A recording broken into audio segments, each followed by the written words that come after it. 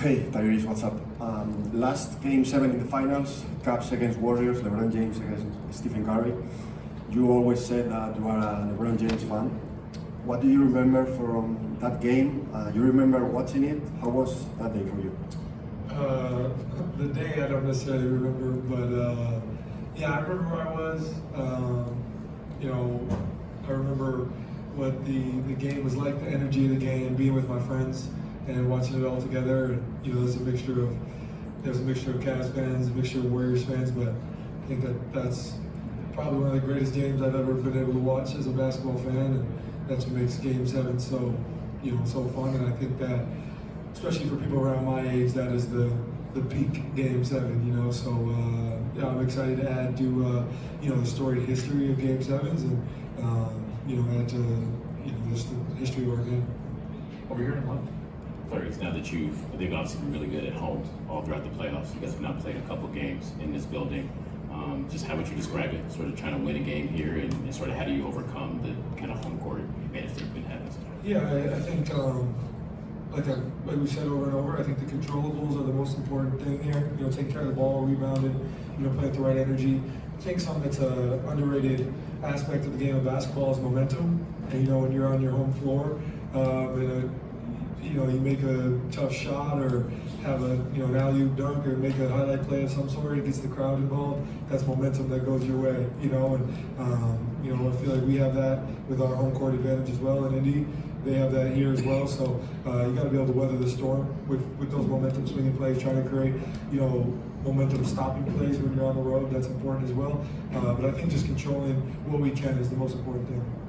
Dustin.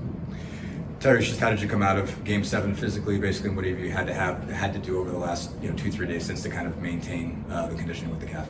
Yeah, I'm pretty much in the same standpoint I was before Game 6. Still a little stiff, a little sore rather.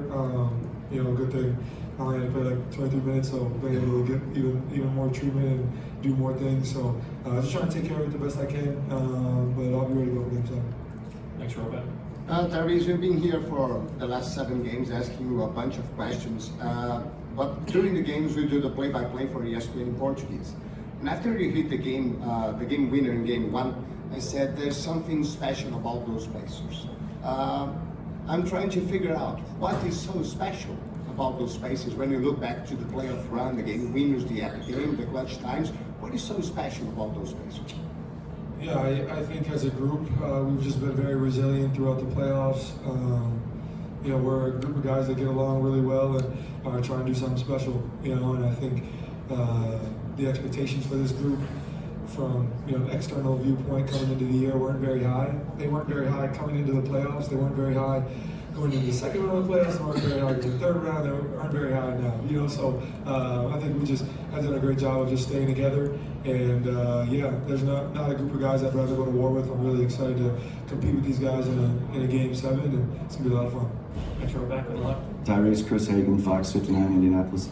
A lot of naysayers coming into this series about what to expect. But from the outside looking in, how would you rate this series? Obviously, one more big chapter to write, but great games, thoroughly entertaining, and ultra competitive. Yeah, I won't be able to give you a real rating until it's over. But I think that this has been a joy to compete against these guys and play in this environment. I'm having a lot of fun with what I'm doing and what we're doing as a group. So as a basketball player and being a part of it, it's been a lot of fun. And I would assume from a basketball fan's perspective, it's been a joy to watch. So I think that's the good part about this series. Out for over the middle.